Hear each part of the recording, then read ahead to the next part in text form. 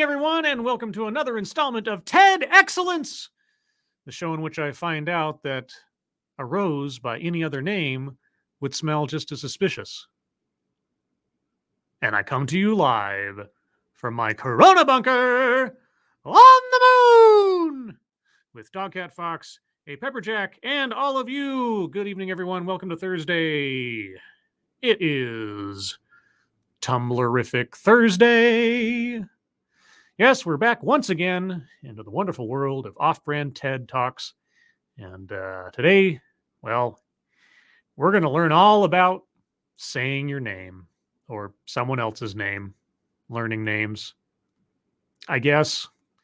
I don't know anything about what's inside of this talk, of course, but I couldn't help, or I should say, I wasn't able to avoid glancing at the capsule, the description underneath the video when I first saw it.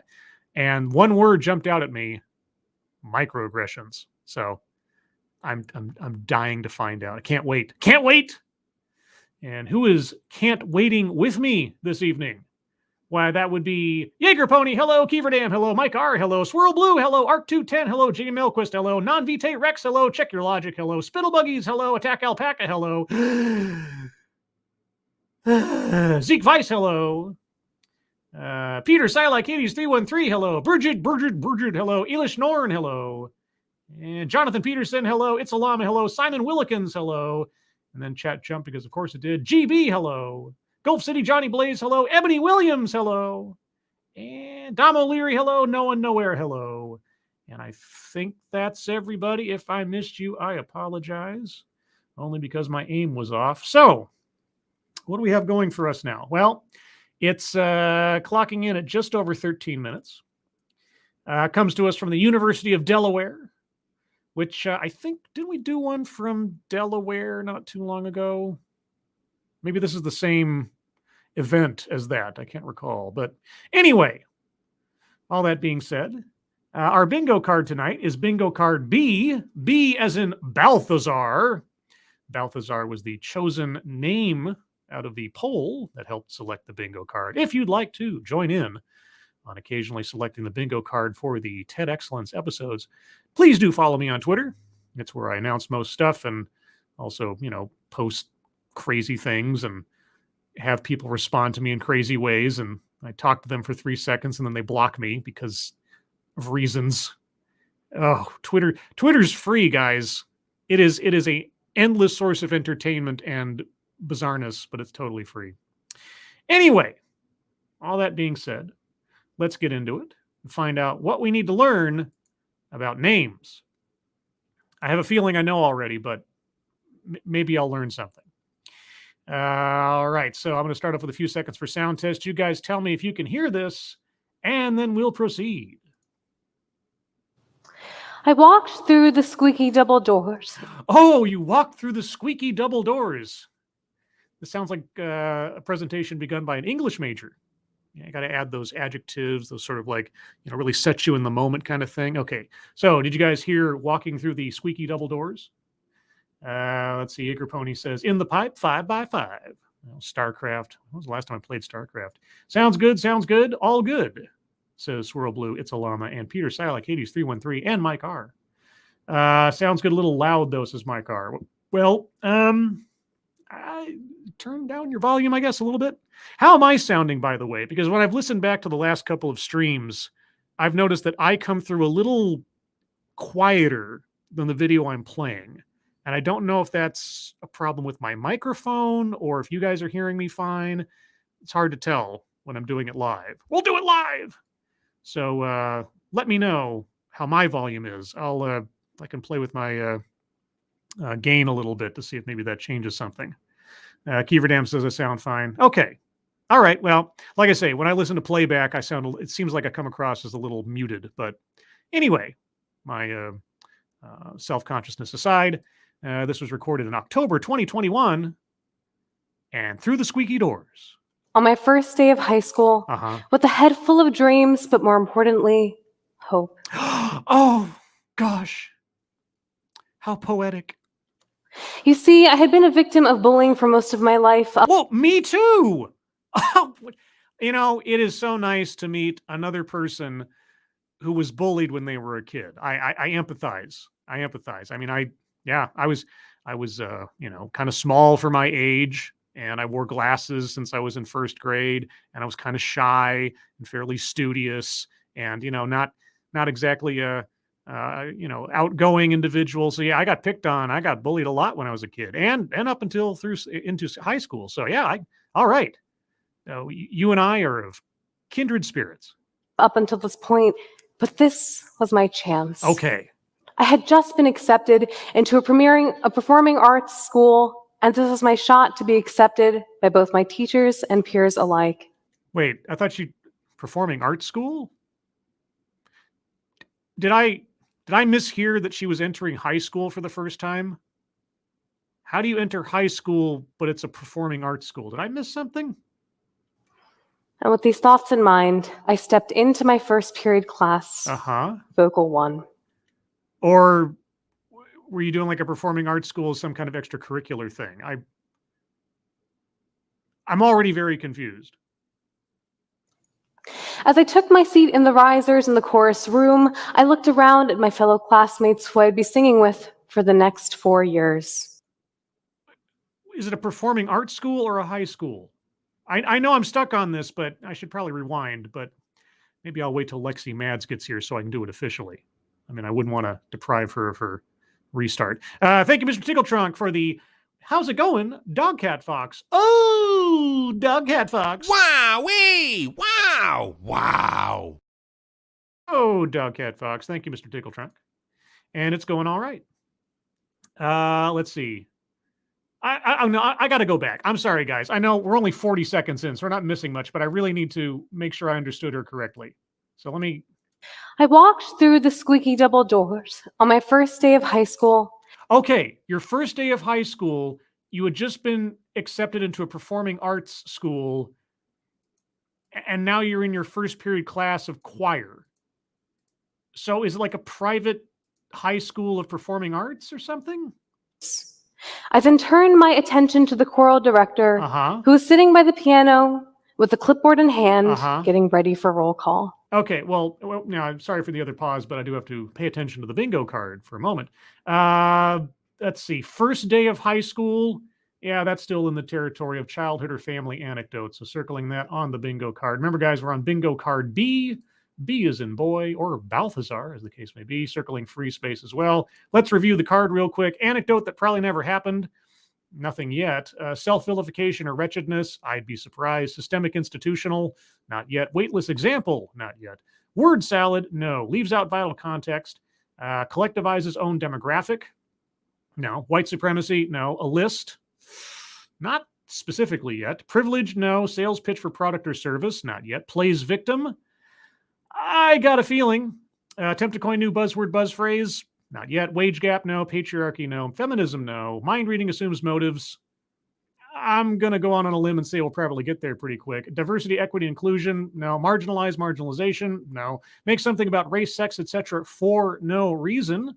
Not yet. Contradicts own point or argument. Benevolent condescension. And finally, microaggressions, unconscious bias. Now, it hasn't been said in the presentation yet, even though it was in the blurb for the video, but I assume we'll get to microaggressions. And thank you, Keeverdam.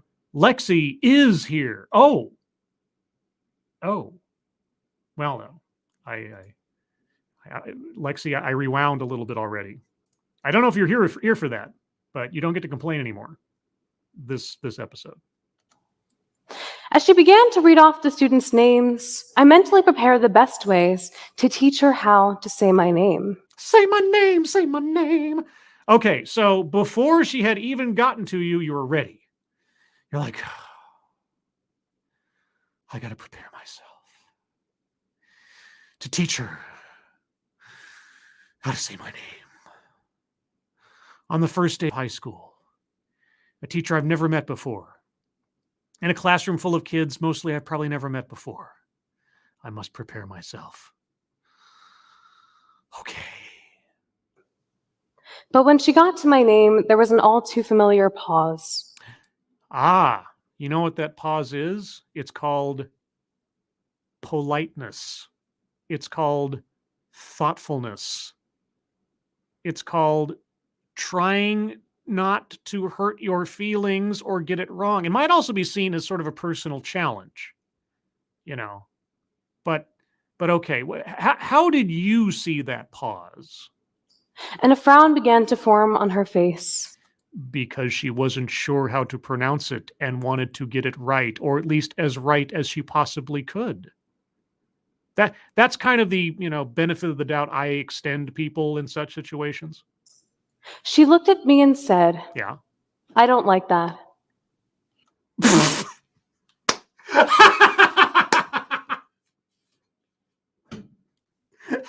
What?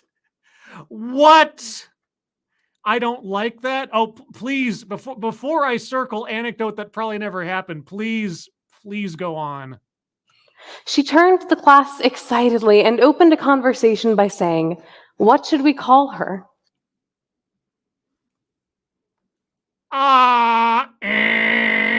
No, wrong. No.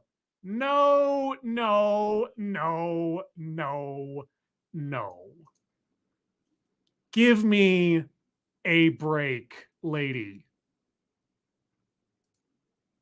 No. Oh man. I mean, I'll be honest. It's interesting phrasing on my part. It's not as though our last speaker, who 90% of her spiel was after the fact found out to be completely false. But if your opening story sounds about as legally actionable a thing a teacher could do to a student on their first day, or if not legally actionable, at least risking my job and or punishment. Yeah, no, I'm sorry. I don't believe you. I just don't. But moving on. I was glued to my seat. Oh, well, some people play pranks on the first day of school. Oh, you meant metaphorically. Unable to say a word as my classmates, a group of nearly all white students who had never spoken a word to me before, decided what my new identity would be.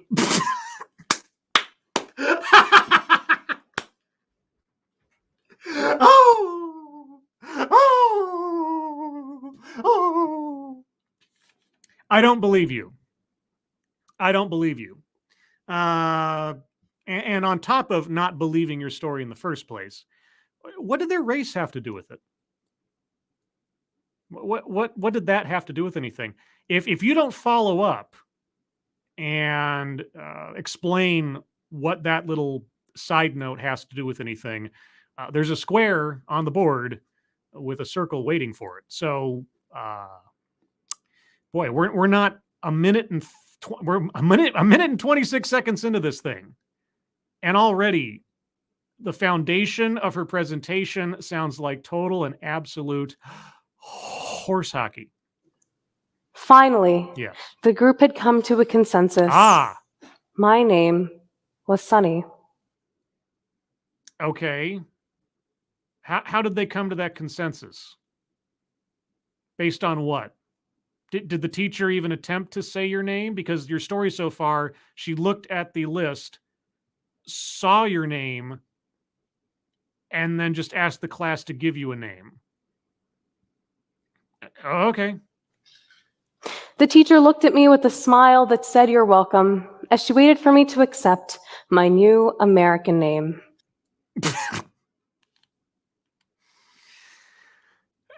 Oh, are we talking about like coming in at Ellis Island in the early 1800s or something? Like your new American name. Golly. Okay. Reluctantly, I nodded my head in approval, and in just the first 15 minutes of high school, I was given a name that would stay with me for the next 5 years. Well, yeah. I could believe that someone nicknamed her Sunny. I can believe that part. I don't believe the origin story for a moment. There are moments in life that we look back at and marvel at how something that seemed so inconsequential was so momentous in reality. Yeah. Okay, well, let's see. Let me game this out a little bit. Let's say for the sake of argument, let's say for the sake of argument that everything she just told us is true. Okay, everything that she just told us is true, which is difficult to believe, but okay, let's just, okay. So you were given a nickname, Sonny. All right. Now, if the story is true, the circumstances under which you gained this nickname would be something of a sore spot every time someone said it. I mean, it's not exactly a offensive word in and of itself, but it would be connected to and have a connotation with something negative. Okay. All right. If you are telling the truth, and I don't believe you are, I could understand that.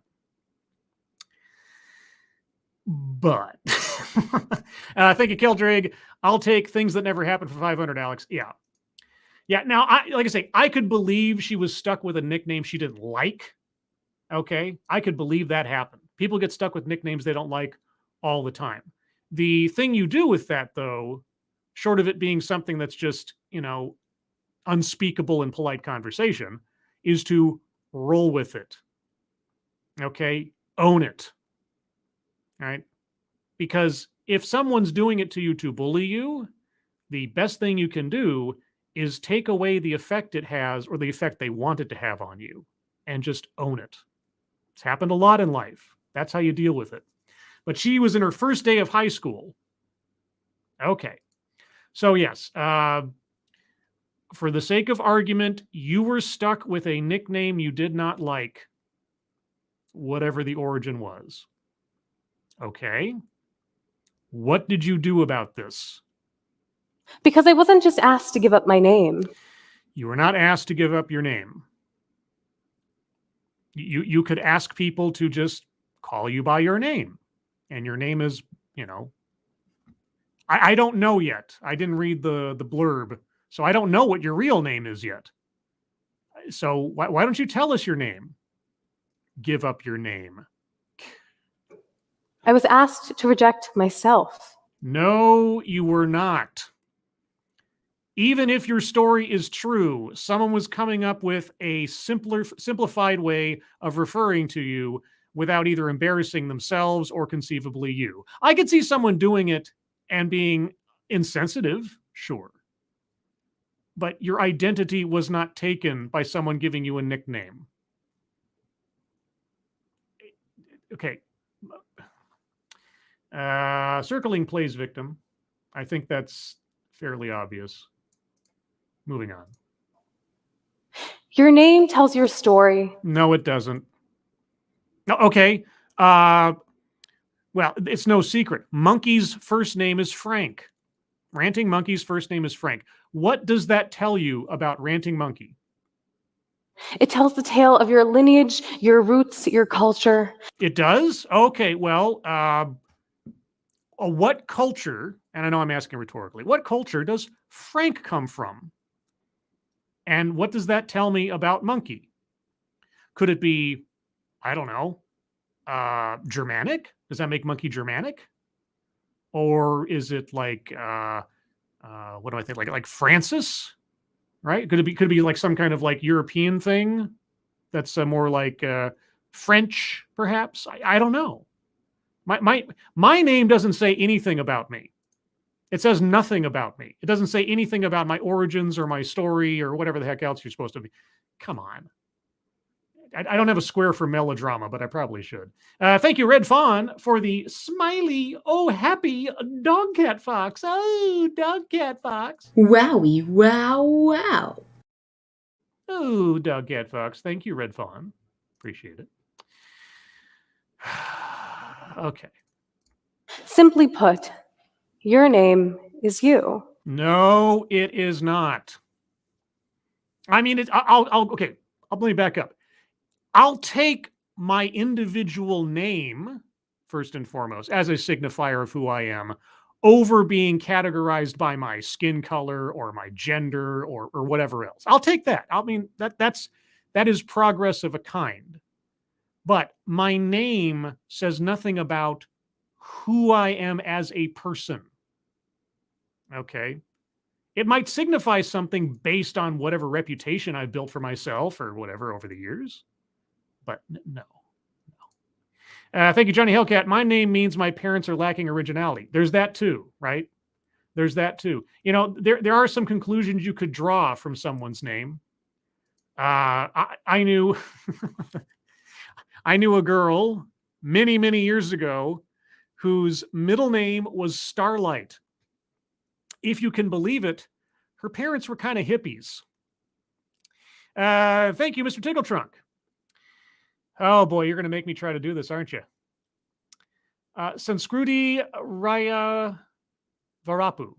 Sanskruti Raya Varapu is in her early 20s. There is no way 5 to 10 years ago a teacher wouldn't fall all over themselves to teach the class her name. Yeah.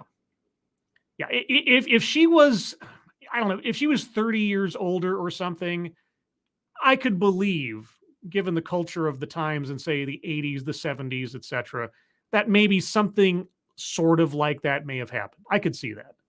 But with the ways that teachers and schools and everything have been operating for the last at least 15 years, generally speaking, that is so far beyond anything I could believe.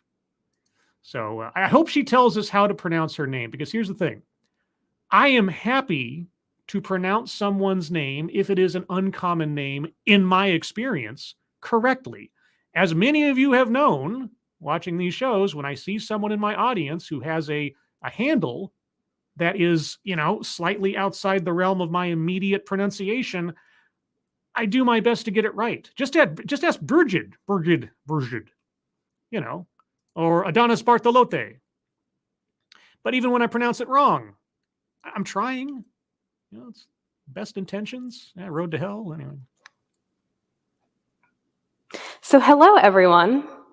My name is Sanskriti Rayavarapu. Okay, I wasn't too far off the mark, but obviously I don't have the accent or the pronunciation of a native speaker, so I did my best, you know. I tried to be respectful, you know. Thank you, Poker Pierce. Sunny is the kindest nickname I've ever heard. Yeah, but again, I mean, you can have something that sounds nice that is, you know, connected to something lousy. So in that case, you know, again, not necessarily believing the origin story she's giving us, but believing that perhaps she was given a name she didn't like. Okay, but you grow up, you move on, you own it, and just get over it, especially if you're in high school. We're not talking about like if she was like a 5-year-old or something and doesn't know how to handle her emotions. Oh, wait, she's in high school. Never mind. And today I'm going to be talking about race-based microaggressions. Oh, microaggressions on the board.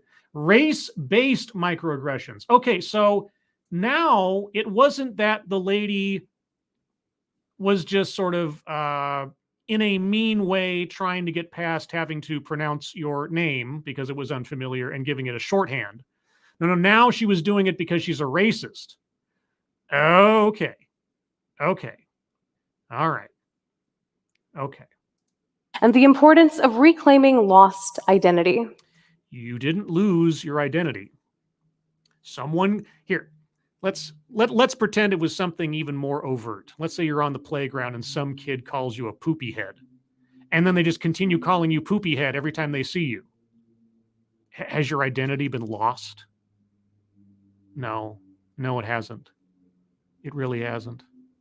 Also, let's also remember the prefix to the grand word you just used, microaggressions. What does micro mean? Tiny. Yes, tiny.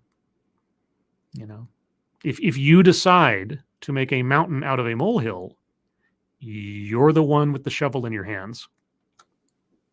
It wasn't until 5 years after the birth of Sunny that I finally had the chance to reflect on what my name meant to me. It took you 5 years to reflect on what your name meant to you. What, were you held in like mental stasis or something for 5 years that you didn't have any time for self-reflection? What happened in those 5 years that prevented you from thinking about your name, your real name? When I was a sophomore here at the University of Delaware, I had the good fortune of taking Intro to Africana Studies with Professor Brandon Stanford. Okay. And this class fundamentally changed the course of my life. Ooh, okay, how? Taking this class opened my eyes to the extreme inequities and injustices the people of color face across the nation. So prior to your sophomore year at the University of Delaware, no such subjects, thoughts, ideas, or anything else had ever occurred to you or had come across your doorstep, let's say. In this day and age, in the information age,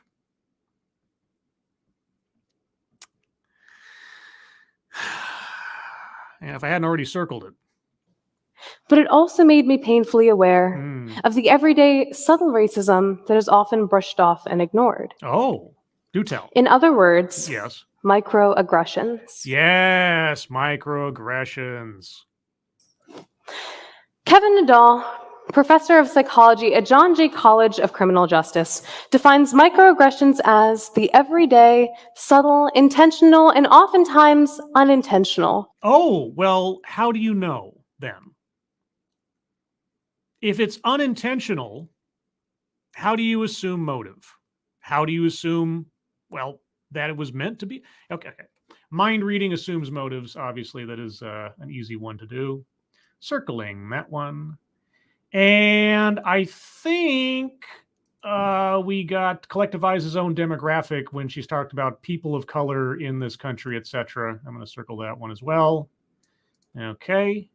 And yeah, so far on the board, we have anecdote that probably never happened, collectivize his own demographic, plays victim, free space, mind reading assumes motives, childhood or family anecdote, and microaggressions and conscious bias. If we go for diversity, equity, and inclusion at some point, we'll have a bingo. Kiefer Dam says, and list. Do we have a list? What was the list? Remind me what the list was. I'll circle it. I'm not opposed to circling it, but maybe I've just been overwhelmed. Give me what was listed. She said inequities. Oh, did she? But it's inequity isn't equity. It's not in the DEI sort of mythos. I'm going to wait a little bit. Interactions or behaviors that communicate some sort of bias toward historically marginalized groups. Oh, marginalization. Oh boy, that's on the board now too. Roots, lineage, and culture. Is that a list? Like, I guess I should be more formal about it. If they put up a card where they say, here's 3 XYZ, I'm going to wait and see if there's more of an official list. Give her some time here. I don't want to jump too far too ahead. But don't be fooled by the name. While it may have the term micro in it, it is truly anything but. Well, then why don't you take it out and call it an aggression? Why use the phrase?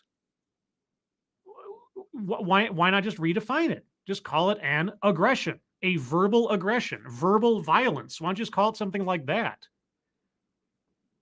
Okay, so it's not what it says it is. As Hannah Yun from the New York Times puts it, psychologists compare microaggressions to a death by 1,000 cuts. And each one of those cuts is self-chosen. Name-based microaggressions can be particularly distressing. Oh. When people mispronounce your name or worse, change it, what they are saying is that you do not matter.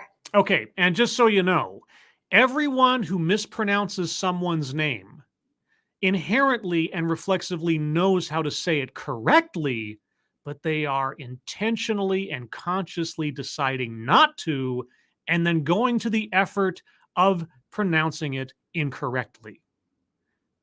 That's how reality works, everyone. You are an inconvenience. I wish I could circle mind reading more than once. And when this is the message you hear every day from everyone in your life, you will inevitably start to believe it.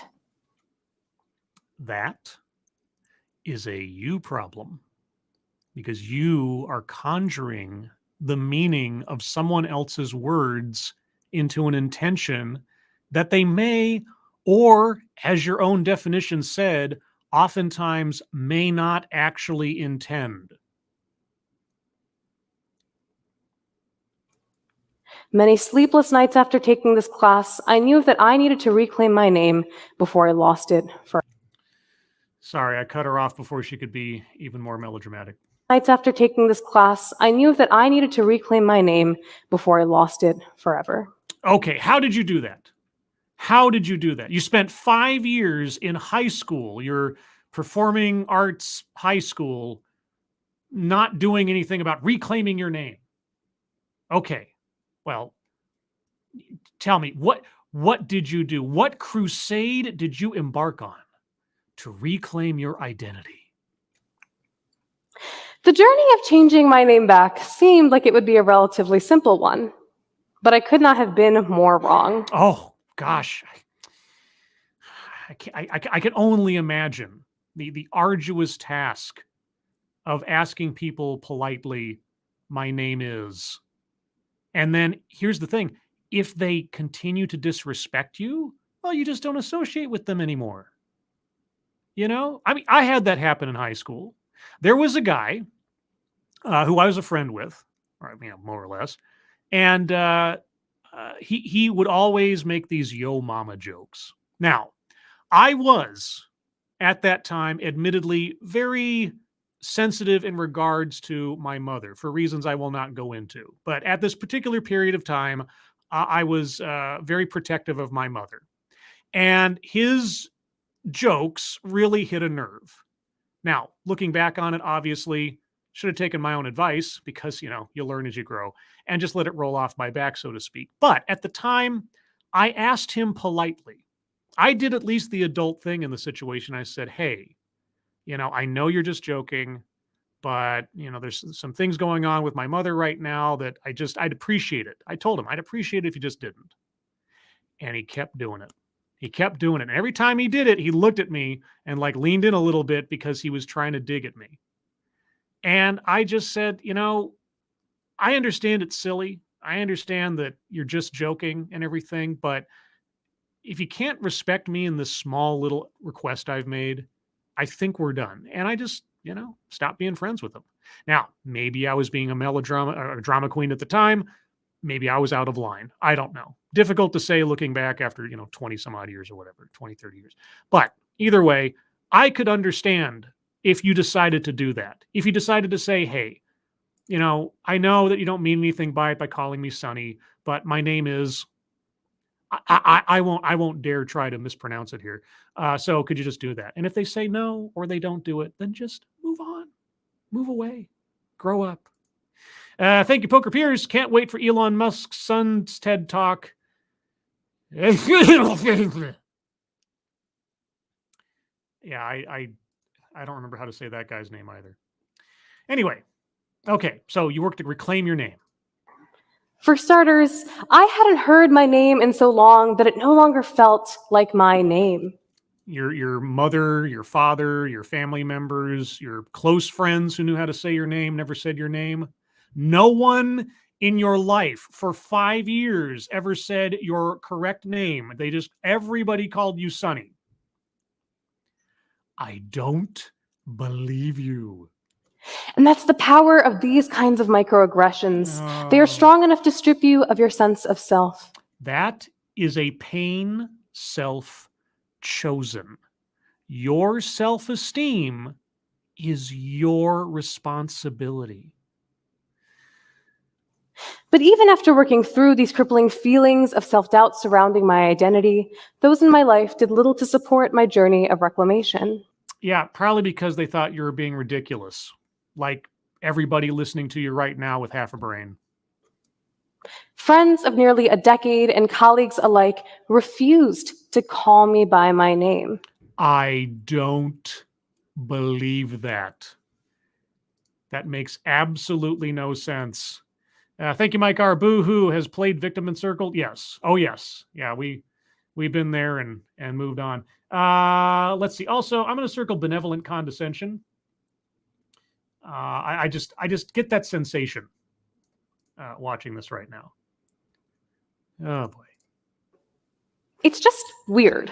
Yeah, you're right. It is weird. It is weird. It's so weird that it almost sounds completely and absolutely nonsensical.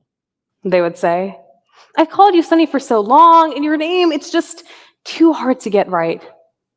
Others insisted that because they were not Indian, they somehow lacked the genetic ability to pronounce my name correctly. This excuse was particularly painful and problematic. Oh, was it painful and problematic? Okay. How did you ever survive? How are you standing on this stage today after 5 years of incessant microaggressions just bruising your psyche day after day? Because it implies that if you are white, you somehow have a pass to mispronounce or even change the names of people of color to your convenience. Everyone in your life who called you Sunny was white. Really? Everyone you encountered for 5 years who knew you well enough to at least call you by a name was white. Huh. Even your family members. Because you said no one. Okay, so by this point, you're probably thinking to yourself, name-based microaggressions, bad. But what does race have to do with it? That is a very good question. And if you don't give us a really good answer, well, actually, at this point, if she's going to give us an explanation, then I can't circle, make something about race, sex, etc. for no reason. If she's actually addressing it, then we can't circle that card on the basis of the race question. After all, white people's names get mispronounced. Yes. And yes, that's absolutely true. But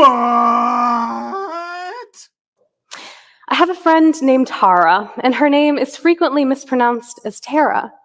But does that mean that this is an issue that affects white people and people of color the same? Well, I don't know. But, okay, my pause game right now is on point. That face represents just about everything I think about this entire subject. It is a judgy, smug look about something that is absolutely ridiculous, but I really need to take it seriously. Okay, so you call someone Tara when they're actually Tara, or vice versa. All right.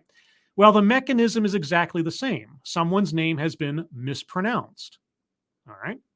So, what intent or what secret underlying bias do you detect when it's Tara versus Sunny? Yuande Biala, a former contestant on the popular reality TV show Love Island, sparked a dialogue about racialized renaming. Oh, well, if she did, if a contestant on Love Island has something to say, you know that we all need to listen. A term that refers to the mispronunciation, anglicization, or outright changing of one's name, after a former white contestant on the show with her refused to learn her name and even accused Biala of being a bully. Well, gosh, how will we ever cope with... On a TV drama game show, there was drama, you say? Ridiculous, petty, childish drama? You ever see The Real World San Francisco? There's a guy named Puck in that house. Reality television was still a fairly recent development at that stage of the game. The Real World was actually one of the first sort of reality television shows that had any success. And I was taken in by it just like a whole lot of people because it was so novel at the time. And there was a guy at the San Francisco house named Puck. And Puck was this skater punk. He was all, brash and everything. And, I was naive enough back then to not understand that, yeah, they have cameras in a house and all these people are quote unquote not actually actors or anything. But they are selected and they are coached behind the scenes. It was a big shock to me at my young age to learn that Puck was basically put there as a plant for conflict, to have some plot, to have something actually happen in the house that can't have everybody get along, or else there's no show. But gosh, someone was mean on a game show, if you can believe it. Thank you, Mr. Tickle Trunk. Sticks and Stones, sent Scrooty, Sticks and Stones. Yeah. This is a thing you're supposed to learn when you're a kid. All right. There are things worth worrying about and getting mad over, and there are things not worth getting mad over. There's things you just have to sort of go along with and move on from and grow a thicker skin. But okay, the Love Island lady had a theory, so that's where you get your ideas from. In a viral Instagram post, Biala said, You know, there is no more legitimizing preamble to a quote than in a viral Instagram post. there was a tendency for white European names and whiteness in general to be perceived as normative, whereas racial minorities with names of religious and ethnic origins may be seen as an inconvenience. Oh, gosh. Okay. Tara.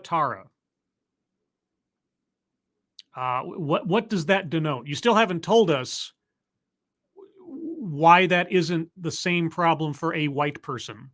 You hinted that you were going to give us some kind of distinction, but you haven't. So... She then goes on to discuss the pressure that was on her to keep quiet about her name to avoid being labeled the angry Black woman or a bully. And in doing so, shines a light on the pressure that women of color face when dealing with these issues. Someone making fun of or disrespecting you over your name. Happened to me. Happened to a lot of kids. And you either grow up and past it, or you let it hurt you forever. That's the key thing. You are letting it. So I've never seen the show. I have no idea who this lady is, what her attitude was, how she treated other people beyond all that. I don't know. How was she with you said one guy wouldn't do it. Okay, well, what about everybody else? What was her interactions with other people who didn't mind or didn't care? I don't know. Thank you, Poker, again. It's pronounced Abracadabra Expialidocious Junior Bully.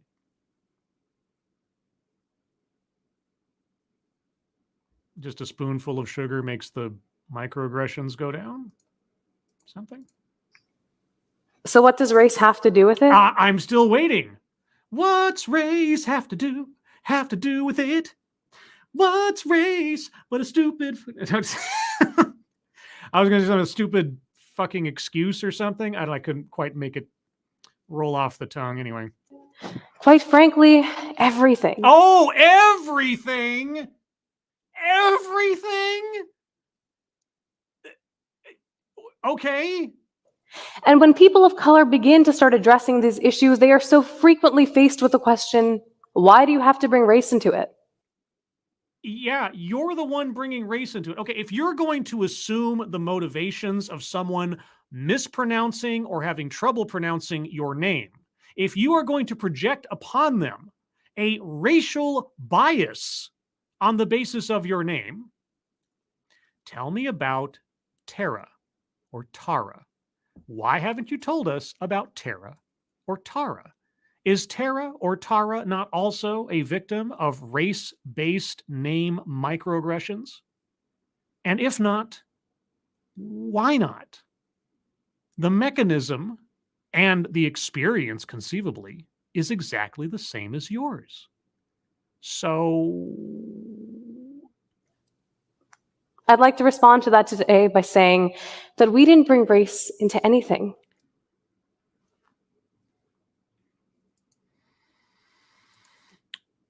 We didn't what? What? What is that? What the fuck is that?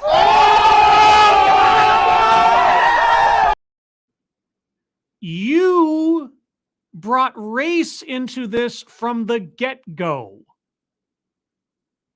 You brought race. You have told us that it's race-based. You have yet to give us any evidence, even in your own examples, that anyone doing what you say they're doing was doing it out of racism.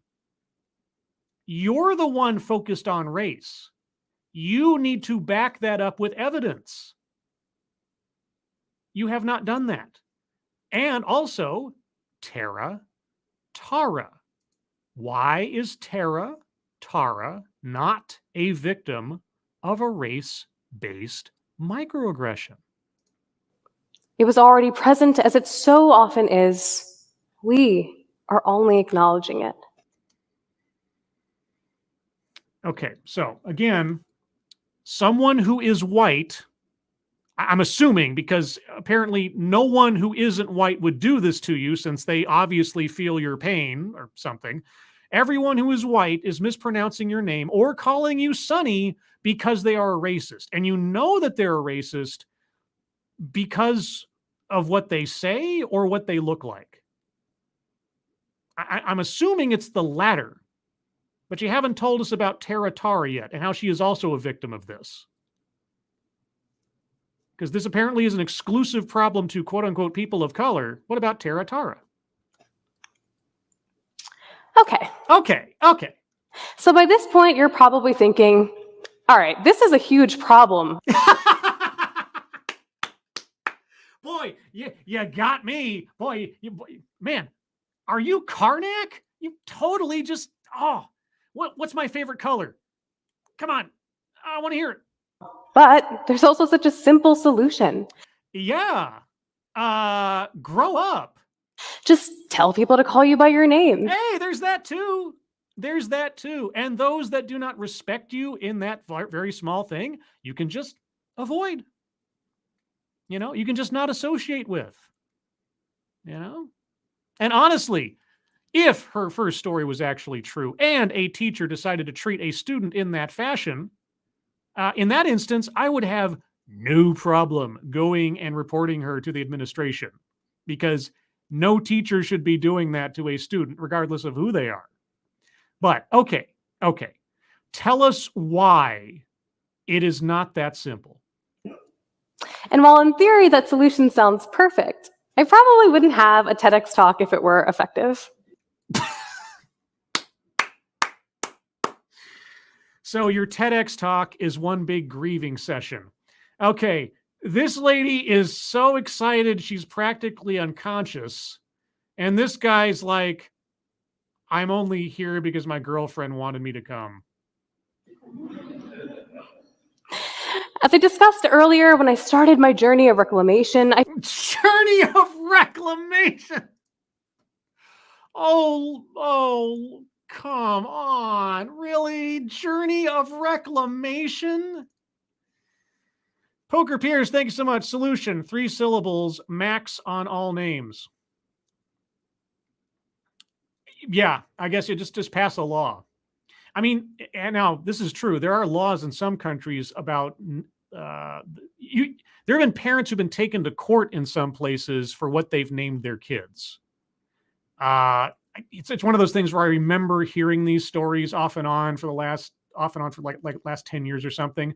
But like in Germany or in France or something, parents will name their kid Adolf or something, and that somehow breaks the law, or they're not allowed to, or you name your kid a number or something stupid. I'm not defending the practice, obviously, but yeah, everybody just name yourself something simple, like, actually 1-syllable words. 1-syllable words. Get like a Star Wars name like Thread. Yeah, there you go. Name your son Thread. Yeah, nobody can screw that up. I faced quite a bit of pressure and pushback. But what was even worse than that was the very real-world consequences that go along with resisting. Resisting? What are you resisting? So let's go back in time 1 year to the summer of 2020. Okay, I can, that is a time travel mental exercise I can do fairly quickly because so little has changed in a year. We saw the resurgence of the Black Lives Matter movement, and we were having a national conversation about racism for the first time in a long time. It wasn't really a conversation. Conversation implies you've got two people actually talking on an even playing field. It was more a lecture, and it was a lecture mostly framed by arson. One day that summer, I went and I visited my very best friend in the entire world, Was it Tara or Tara? Ethan. Ethan. Okay. And for a while, it was the closest and most meaningful relationship I had ever had, and the last thing that I could have expected. You mean including or excluding your own family? But, okay, where is your family in this? I mean, you said that none of them were supporting you in your crisis of identity. Your family doesn't pronounce your name correctly or call you by your name, or people that have grown up with you. I mean, strangers in a new classroom, okay, but what about, the people you've known your whole life? You said that they all just sort of like ignored you. I don't believe you. The closest and most meaningful relationship I had ever had. Uh-huh. And the last thing that I could have expected to get in the way of that Uh-huh. was my name. But somehow you decided to make it so, right? But that day at Ethan's apartment, Uh-huh. I was at the receiving end of several microaggressions. I'm sorry. Anybody who says I'm on the receiving end of several microaggressions, it just sounds like comedy to me. From both him as well as his roommate who was present. Okay, what were they? Tell us what they were. What did they do? What did they do that so wounded you? Your most meaningful relationship, all of the sudden, after your education in college, after learning about microaggressions in your one class from your one teacher, now that you had the awareness, what did your most meaningful relationship do to you and his friend that hurt you so bad? You see, his roommate had pretty much butchered my name. Oh, no! And when I tried to correct him, he responded with the correction for me, saying that I had just misheard him pronounce my name correctly. Okay. And, I mean, I hate to tell you this. There are people in the world who are smart-ass jerks, if that's what he was doing, so... And when I turned to Ethan for support, I truly got anything but. Support. Maybe because Ethan didn't understand or didn't acknowledge that it was a problem because it wasn't. He told me the problem was that I just hadn't gone over the pronunciation of my name enough. Well, I mean, it's not necessarily impossible. I mean, can you acknowledge that your name is relatively unique in the country and culture in which you live? Can you at least acknowledge that part? That it is not something your everyday average Joe will come across, and that they may need some practice at it. And if they are not someone who's going to be interacting with you on a regular basis, or they don't know you that well, that maybe they don't care to or see the necessity in working so hard to pronounce your name, can you give any leeway on that fact? Have there been any names that you have had to work to pronounce? Has every name you have ever come across in life been one you have known how to pronounce correctly on the very first try? And if there was ever an instance where you did not, and you made a mistake, or you struggled, tell us about your racism. And put the blame on me for someone else saying my name wrong. God, I am so glad that you have no problems in life.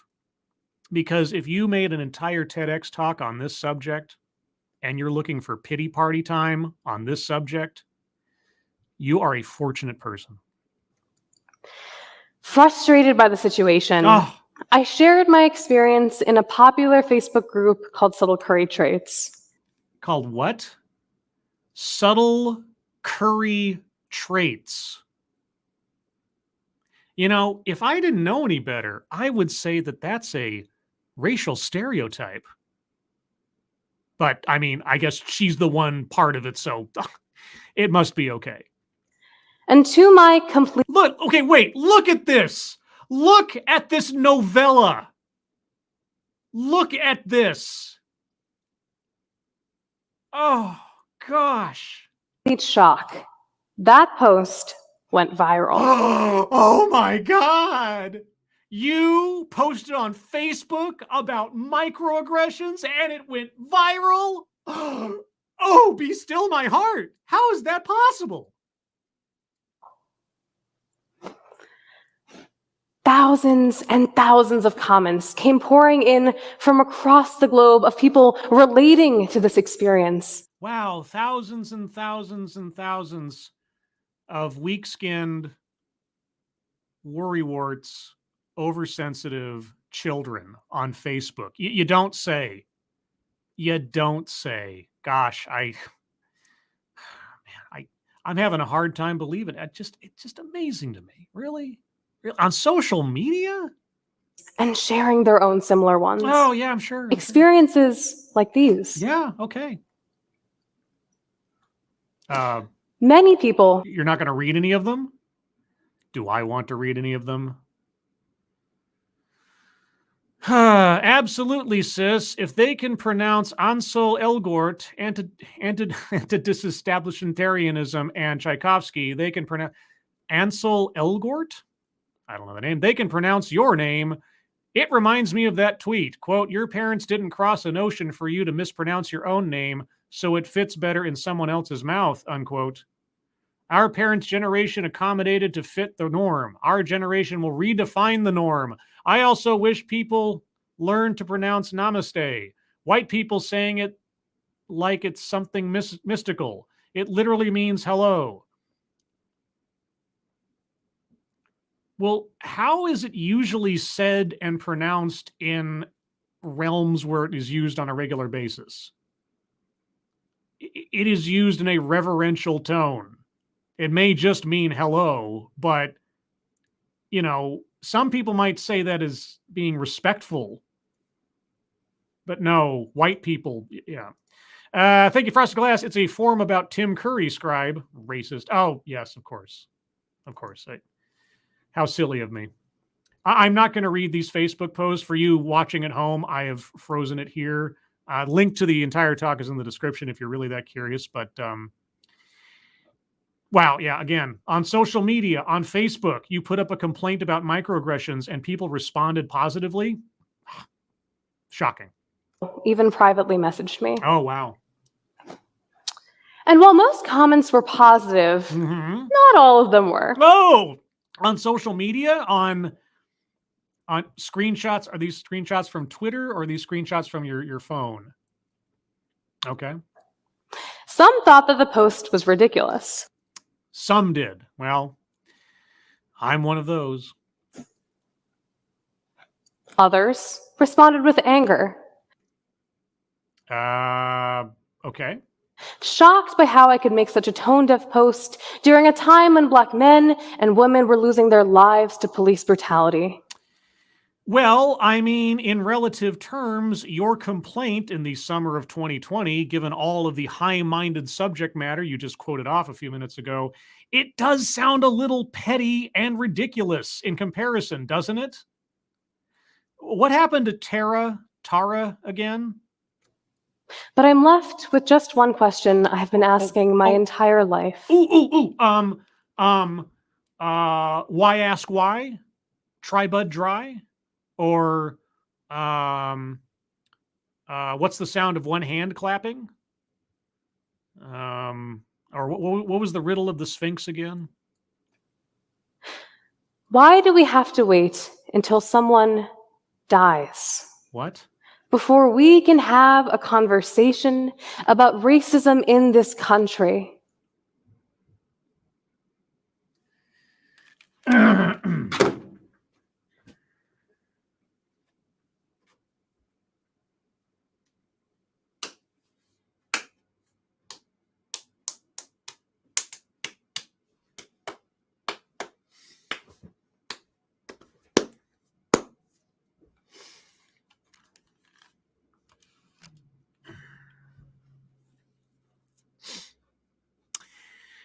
I don't know if our speakers noticed, but discussions about race and racism have been occurring in this country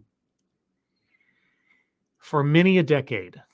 Heck, I'd say maybe even a couple hundred years or so, let's just say. And it's talked about when people have died. It's talked about when people haven't died. It's talked about when Rodney King gets beaten but doesn't die. It's talked about in the years in between Rodney King and Mike Brown. And what are you talking about? This isn't even a WTF at this point, because I'm burnt out from her ridiculousness. I think one's enough. What does, okay, how does that question respond to someone's criticism of you that in a time last year, summer 2020, of violence and death and destruction and people dying at the hands of police, whatever the circumstances, someone's life was lost. How does any of that compare to you having your fifis hurt? Why are you standing on the corpses of other people who have nothing to do with you and who have likely had far worse things happen or have done worse things in their lives ahead of time? Why are you standing on their corpses to justify your hurt feeling session? Thank you, Mr. Tickle Trunk. We live in a world where if a post makes you go viral, some people will believe it's automatically correct. I don't want to live here anymore. Yeah. In a world. And again, thank you, Redneck Ram. If her nickname was Sunny, I think she should be happy. I'm not even that clever, and I could have come up with something mean. Sandy Scroats, perhaps. Oh, man. And again, Mr. Tickle Trunk, thank you. I'm Canadian. All you USA people do is talk about race. Yeah, no kidding. No kidding. I don't know if our speaker knows this. No one in this country needs to wait for someone to die to talk about racism. There are people who are making their living talking about it every day. And they don't need the push of someone dying. Although, I'll tell you what, the discussions do seem to ramp up, especially in the territory of selling books or speaking fees after someone's died. I'll give you that one. If we talked about racism at the micro level, maybe, just maybe, we wouldn't have as many instances of racial violence and extremism. Because before they get that far, maybe we will have addressed them at the root. You have yet to provide any evidence that anyone in your own personal history was mispronouncing your name due to racism. Not a single piece of evidence, even anecdotal.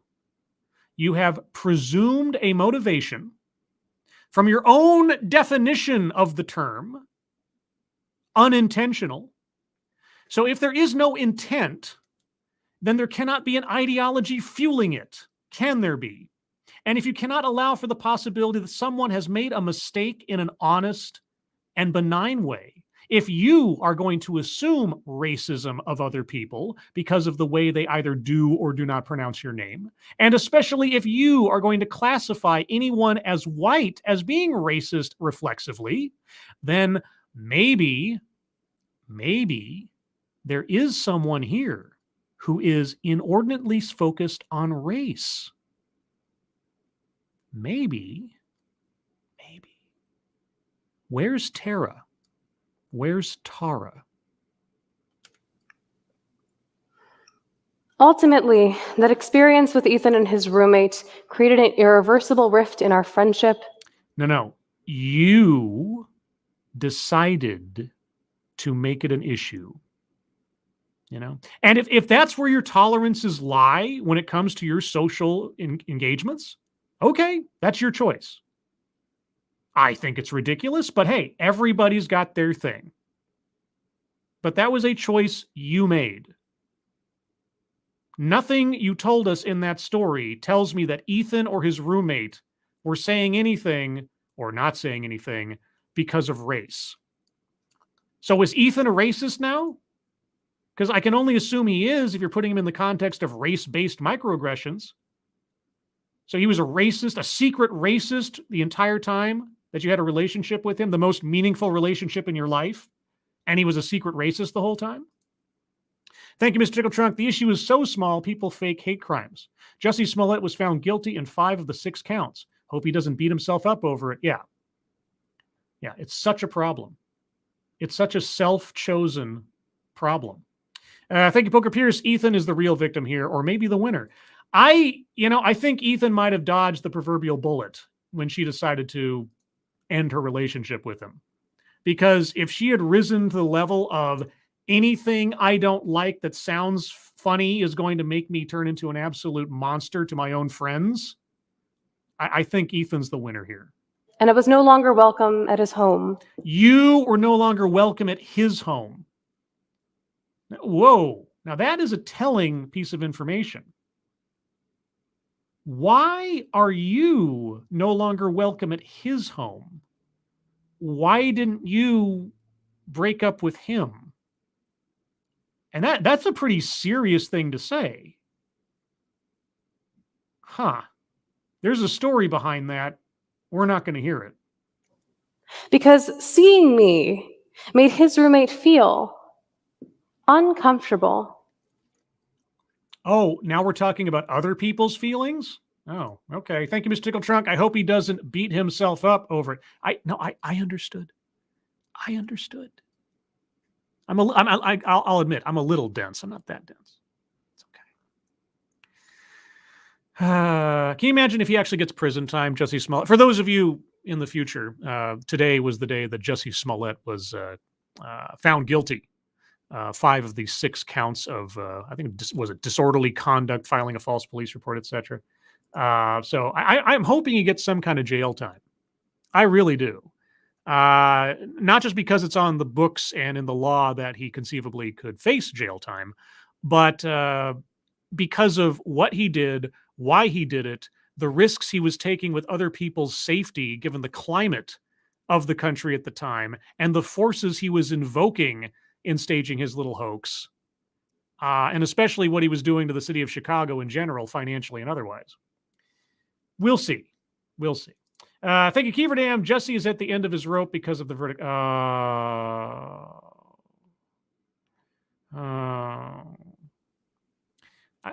I need now is like a good Subway pun, and my night will be complete. And what I've begun to notice as a common theme in my life is how me demanding that my identity be respected is so frequently met with discomfort and resistance. What's the common element in all of these conflicts you're having? There must be some kind of root source for all of this drama and adversarial demeanors amongst people. I can't imagine what it might be. Because when you are a little too brown and a little too loud... No. That second one is probably more on point. You're the one injecting racism into this. You're the one bringing up race. You have yet to give us a single instance, anecdotal or otherwise, of anybody doing whatever they're doing because of what you look like. You have not. Not even anecdotal, which is amazing to me. It's just presumption. Thank you, Keeverdam. No more Subway sandwiches for him, just knuckle sandwiches. Oh, thank you, Keeverdam. Thank you. And Poker Pierce, thank you. Is she in choir? Lots of me. Yes. Man, I tell you. You will inevitably be punished. Yeah. If you turn anyone who doesn't pronounce your name with syllabic perfection a villain, a racist, yeah, I can see how you might have some problems, or people would have problems with you, because you're going around assuming everyone around you is racist because they make your feelings hurt.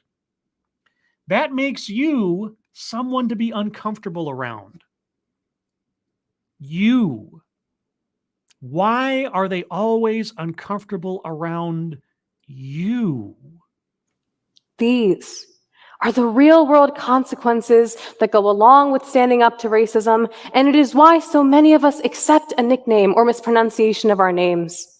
The real-world consequences is that you don't have any friends because you call everybody a racist. Whew, man, it is a real shame. We don't want to rock the boat. You what?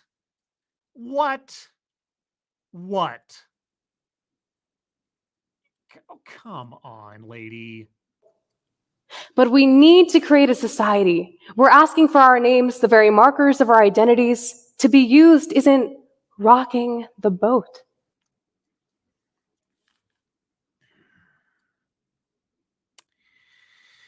Your identities, your names, etc., etc. Yeah. Okay. It's not that you're oversensitive.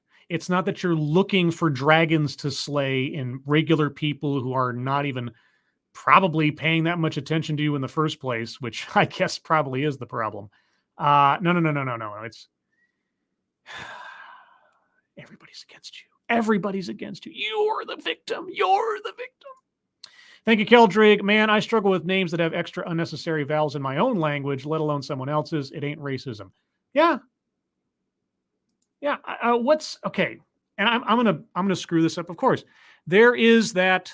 I think it's Gaelic or Gallic, depending on where you're coming from. Name for a girl that starts out with like SAO, whatever, and it's pronounced Circe or Sorsha or something. And every time I see it, my brain just disconnects, even though I should know how to say it by now, right?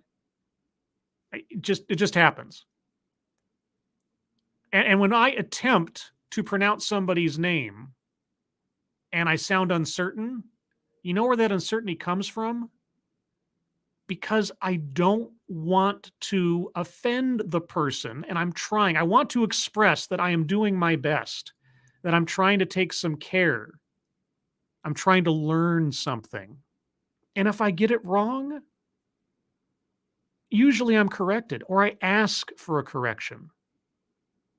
It's not a sign of disrespect. It's not a sign of racism. It's a sign of trying to communicate and connect with another person. So if every time someone struggles with her name, she's going to classify them as a racist. Ms. Tickleturn, thanks so much. No Joy here. Her nickname should have been Karen. Yeah, Sunny Joy. Yeah. No, there's nothing sunny about her disposition. And thank you, Kiefer Dam. And now see, without looking at the actual pronunciation, looking at that, I would have no idea how to say that correctly. Because otherwise I'd say it was like Calme, but it's actually Kiva or Quiva. Yeah, see, exactly. I wonder, again, at what point in our speaker's life has she ever mispronounced a name? Ever? Tara or Tara? Tara or Tara is a victim of racism, yes? I came here today to share my experience with all of you in hopes of changing the culture of how we approach non-European names. Tara? Tara. Why are you excluding European names? There are no difficult to pronounce European names? Really? And if I have trouble pronouncing a European name, who's the racist? So how about when we hear names we aren't familiar with? Okay, no. That's not the issue at hand. That is not the example you opened this talk with. You had a lady looking at your name printed down, and presumably she had trouble pronouncing it. I'll set aside the believability of the events thereafter, but we're not talking about trying to recreate the sounds of a name that we're hearing for the first time.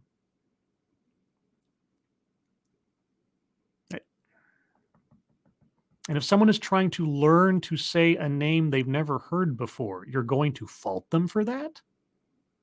We don't ask, do you have an American name? You're correct. Oh my gosh, you are right. You are right. We do not ask that. Wow. I waited 11 minutes and 44 seconds for her to say something that I absolutely agree with. And you're right. We do not ask that. Nobody asks that. Gosh, I am so glad we got to this point. I'm so glad we got here. Because, it is my desire in every TEDx that at least for one moment, on one issue, on one claim, that I'm right there with my speaker. I want to at least be able to make that connection. And so I'm so glad that this has happened. But instead ask, would you mind teaching me how to...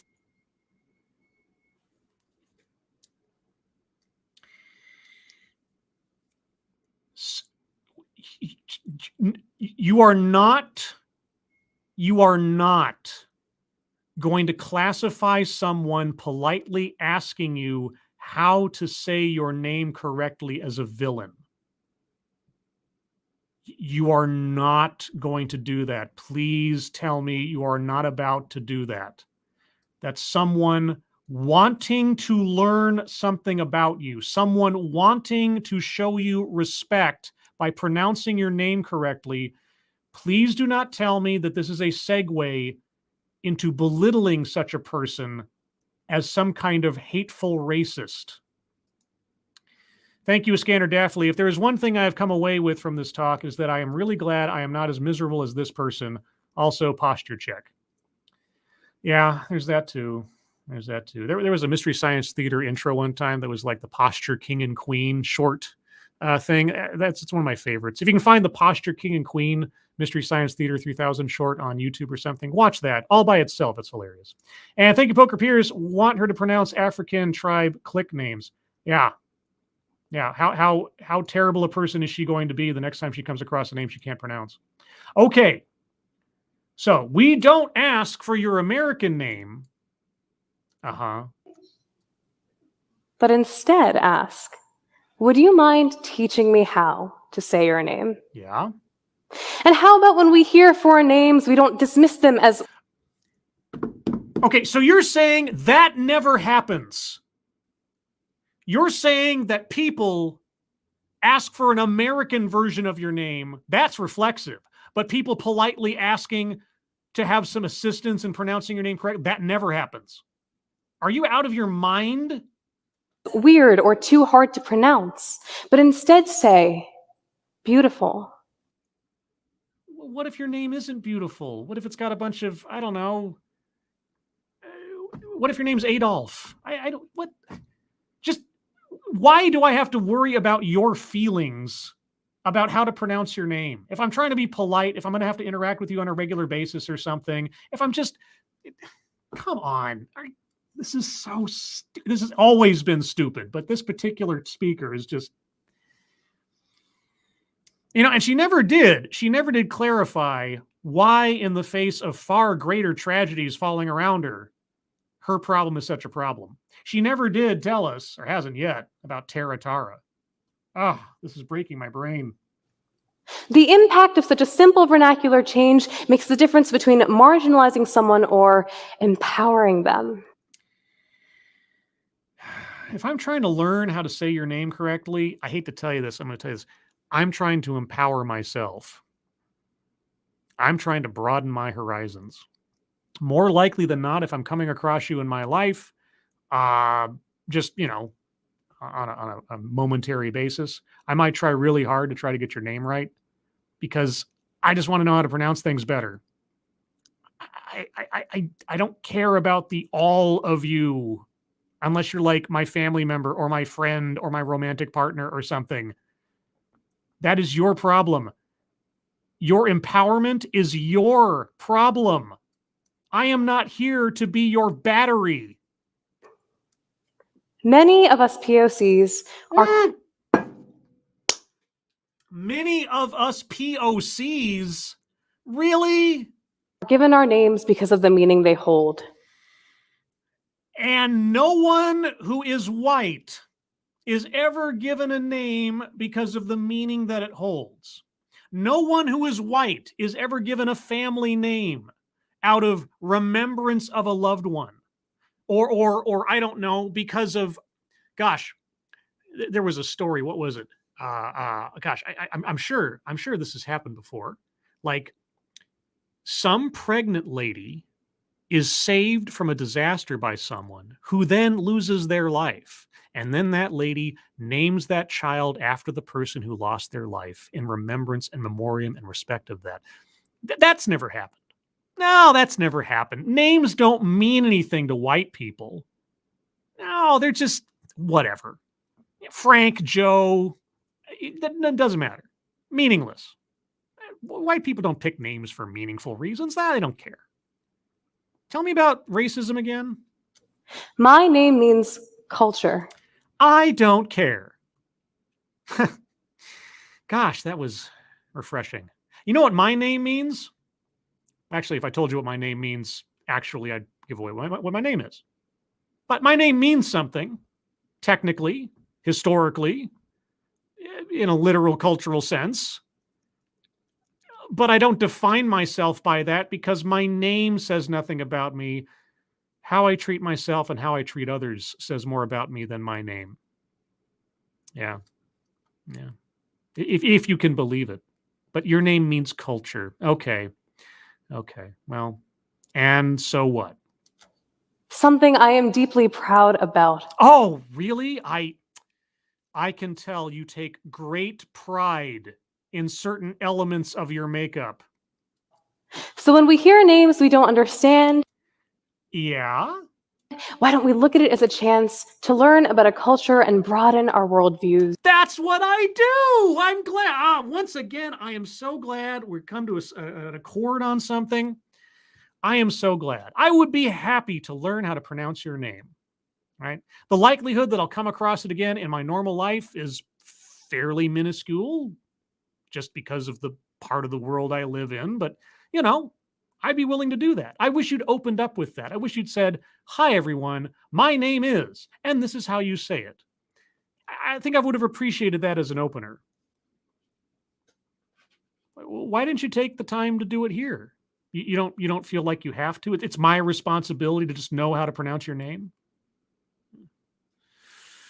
Boy, oh boy. Thank you, Johnny Hellcat. Her name translates to runs off boyfriend. Yeah. Scares away social contacts. Now, to those of you who might be in a similar situation to myself, Yes. if you have a nickname you genuinely prefer, then by all means, you should go by it. Oh, thank you for that permission. Thank you so much that you've given me leave to go by whatever name or nickname I prefer. Okay, thank you so much. Thank you so much. Yeah, I'm glad I have your okay. But if you were changing your name to please others, Yes. don't. I agree with you. I agree with you wholeheartedly. I really do. I really do.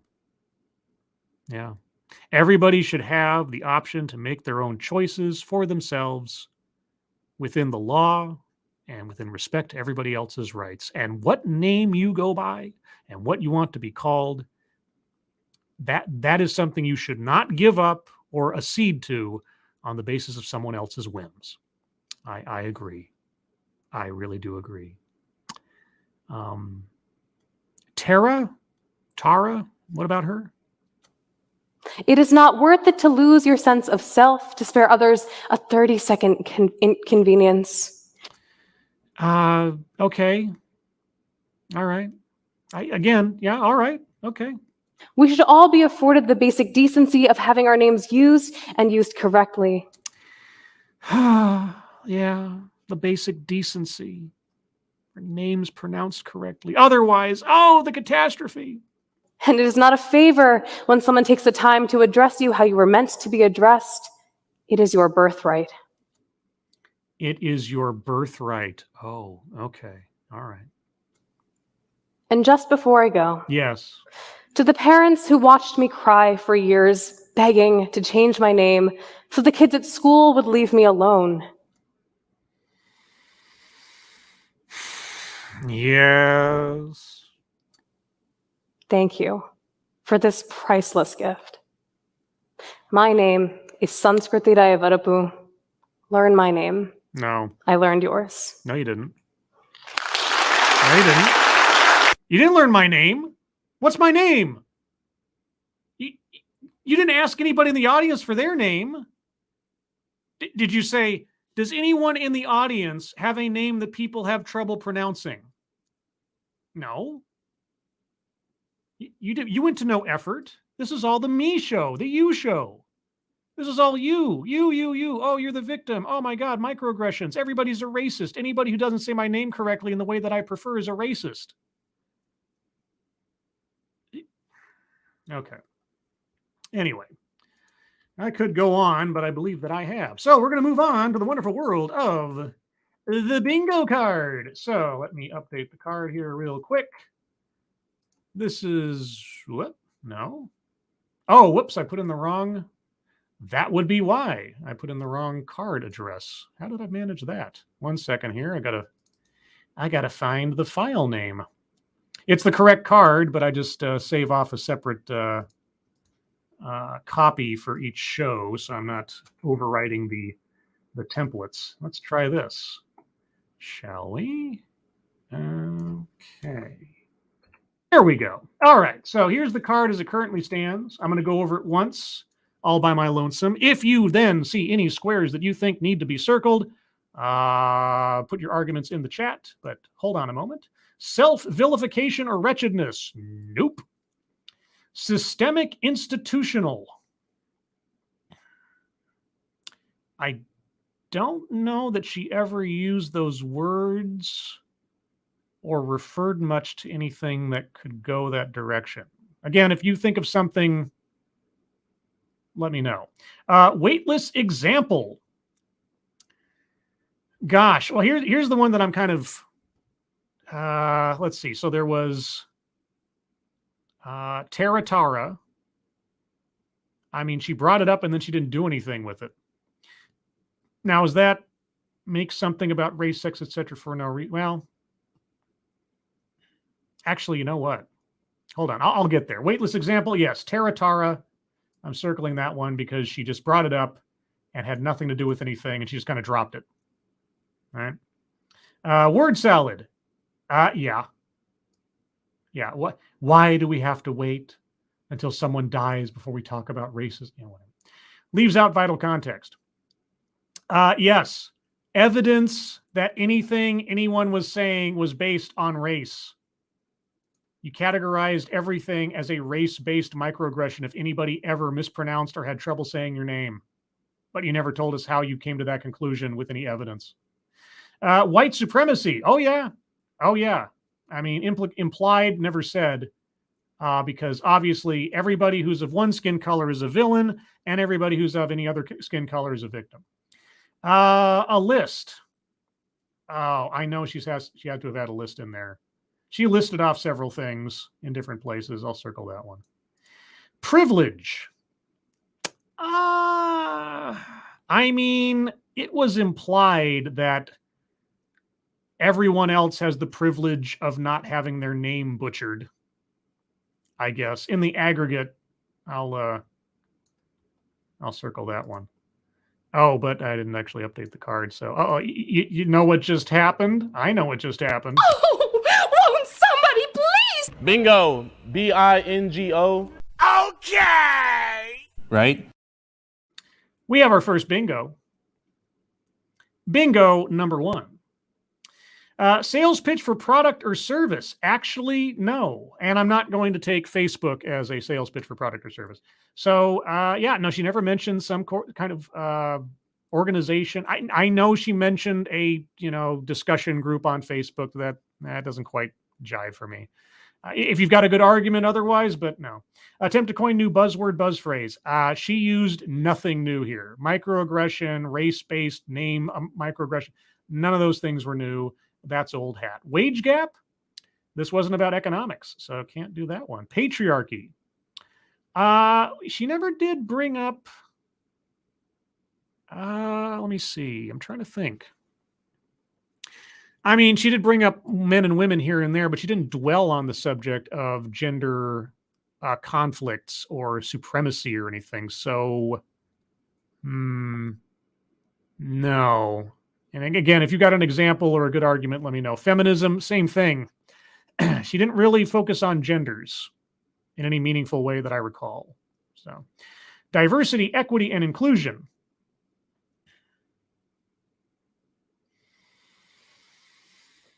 I know she said inequitable, but that's on the edge. And even then, back then, that was the square before a bingo. So now I'm going to leave it to you guys. I can't think of an instance where she actually used any of those words directly. So if I'm missing that, remind me. If I'm not missing that, I'm going to need a good argument. Make something about race, sex, etc. for no reason. Yeah. She made this whole thing about race and never once explained how it was. How was any of it about race? What instance in her own experience did she say was fueled by racism, and what told her that? Nothing. Nothing. There was no basis for it. She just said that it was. That's not enough. Contradicts own point or argument. Tara. Why isn't Tara the white girl as much a victim as you are? Huh? Why not? Ooh, that's a bingo. Right? Yeah!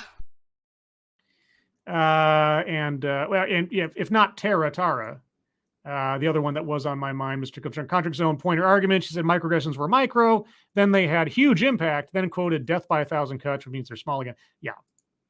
She did some Mr. Fantastic level stretching to make that all somehow make sense. Okay, well, that's where I'm at on the card. If you have arguments for squares yet to be circled, please put them in the chat now. If you've already put them, please repost them because I can't see them. And be sure to tag me in your message. Makes it easier for me to spot amongst everything else. Let's see. Spud gun. Preponderance of evidence for systemic racism institutional. Oh.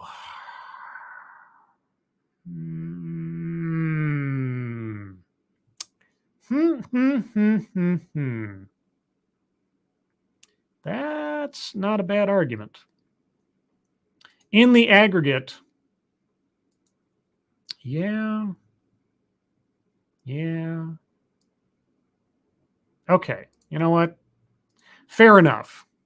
Over the course of the entire talk, it was at least strongly implied on several occasions. So with that, Bingo. What? Of course!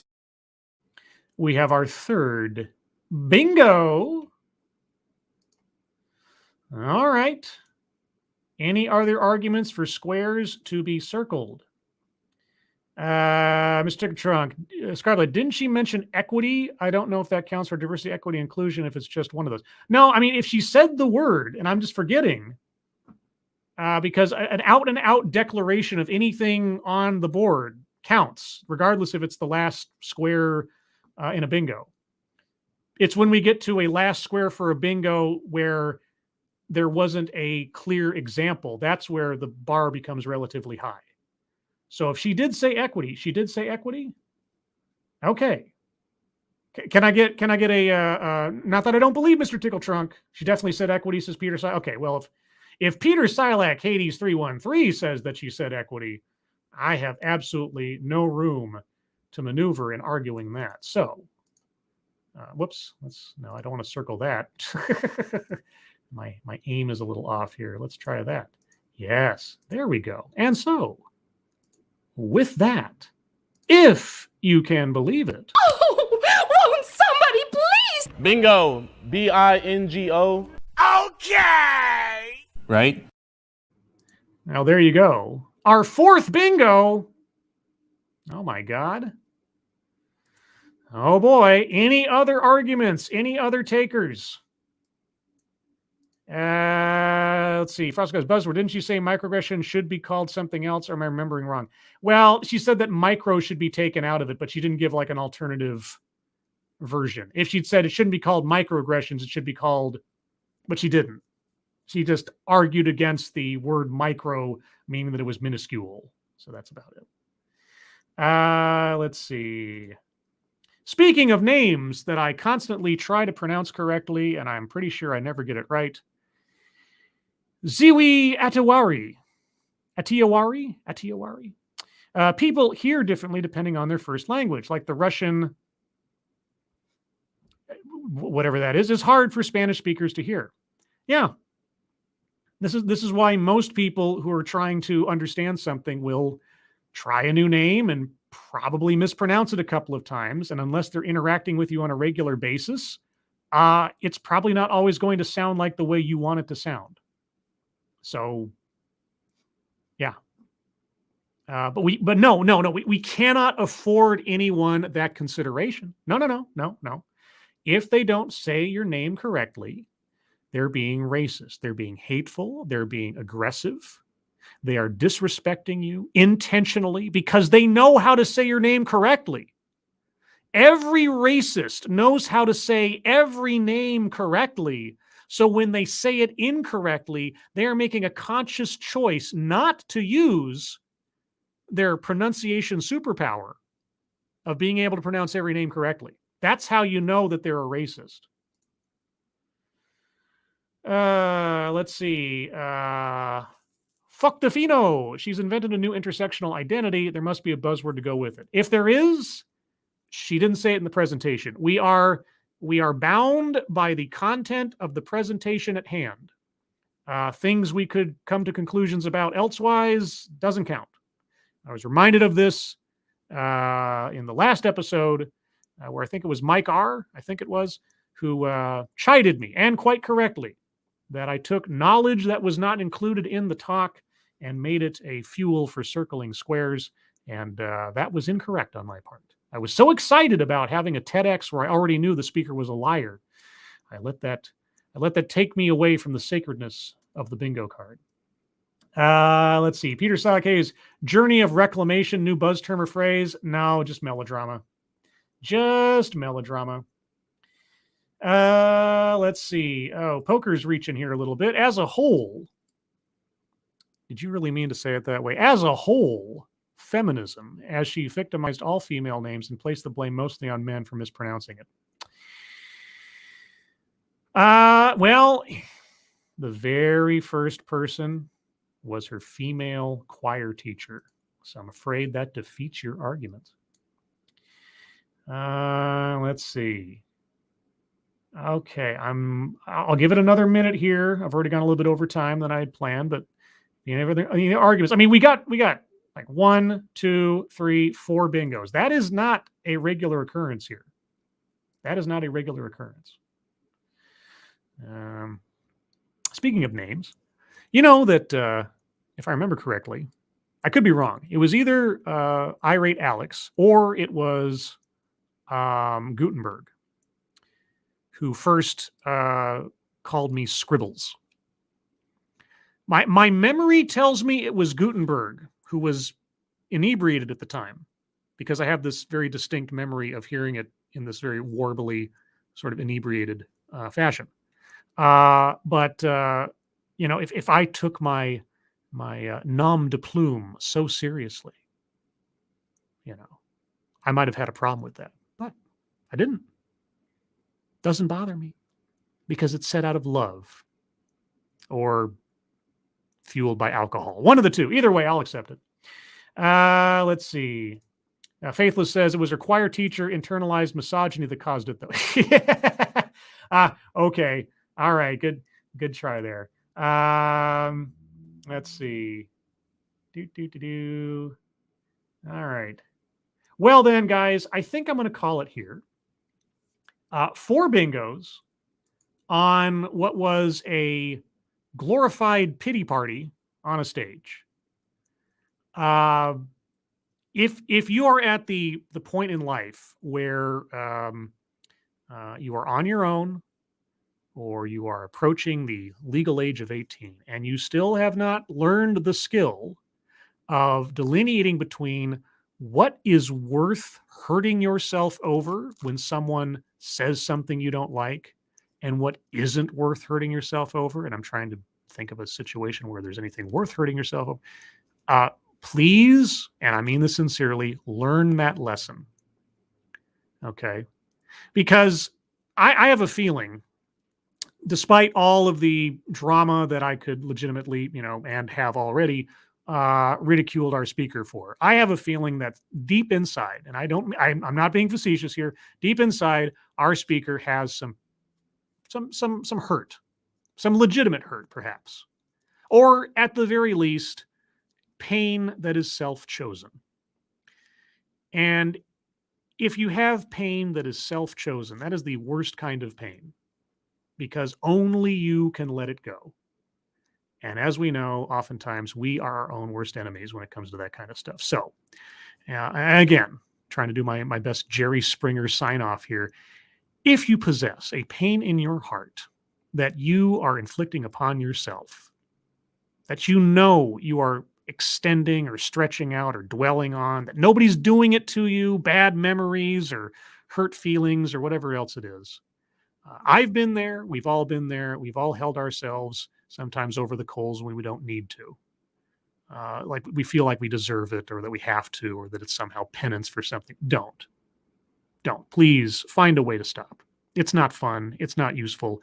And it doesn't do anybody any good, especially yourself. So, Kiefer Dam, thank you so much. Self-wretchedness, since she made herself out to be an awful person. Yeah.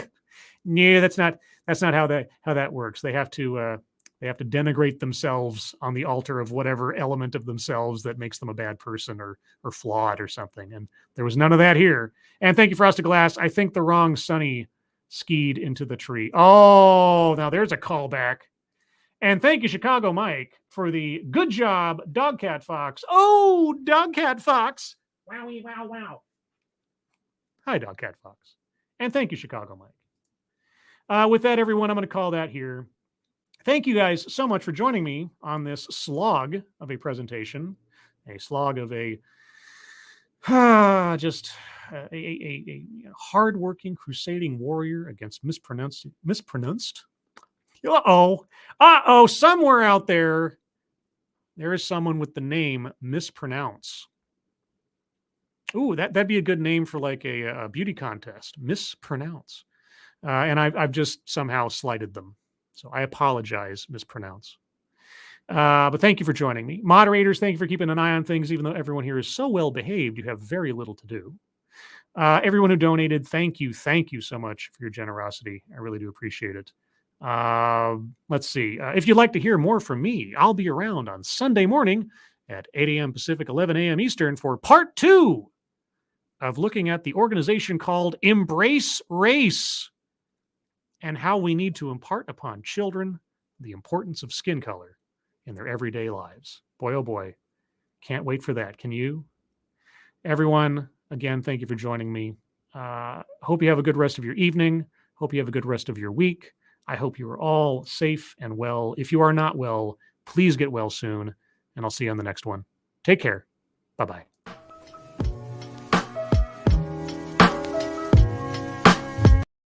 Wait, I forgot to circle the whole card. I just remembered.